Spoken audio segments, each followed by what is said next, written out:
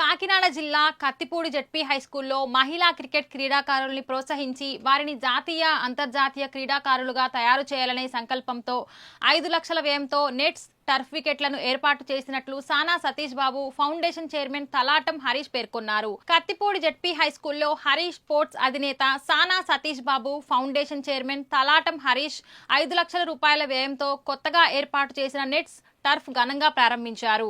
ఈ కార్యక్రమానికి విచ్చేసిన తలాటం హరీష్ కు స్కూల్ విద్యార్థులు పూలు చల్లుతూ ఘన స్వాగతం పలికారు.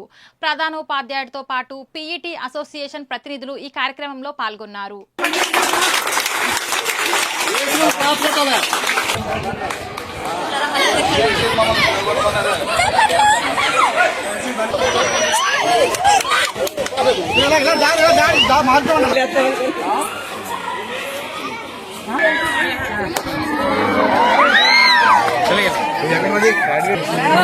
ఎంతో అభిమానం. ఆయన కూడా చాలా చాటుపురుగా ఎన్నో సేవలు కానీ పిల్లలకి ఎన్నో ఆర్థికంగా ఎన్నో సర్వీస్ చేస్తున్నారు.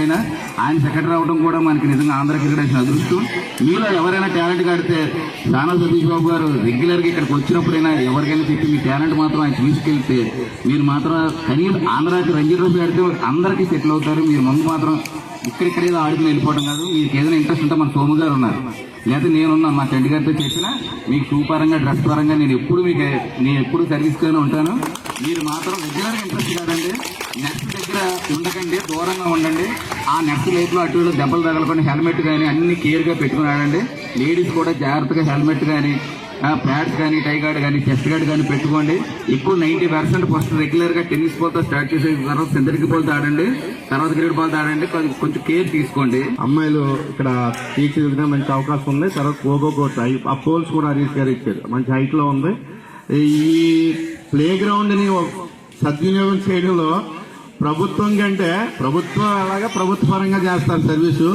ఒక చారిటీ స్వచ్ఛంద సంస్థ వచ్చి ప్లే గ్రౌండ్స్ ఎంచుకొని అక్కడున్న ఇప్పుడు నేను రాపర్తి హై స్కూల్ పీడీని. నేను రాపర్తి హై స్కూల్లో ఒకసారి చూడండి వాలీబాల్ కోర్టు ఎలా ఉంటుందో. హరీష్ గారే అక్కడ 36,000 ఖర్చు పెట్టి మాకు volleyball court, kabaddi, kho kho court develop చేశారు.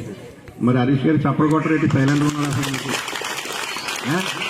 ఆయన నిజంగా ఆస్తి చాలా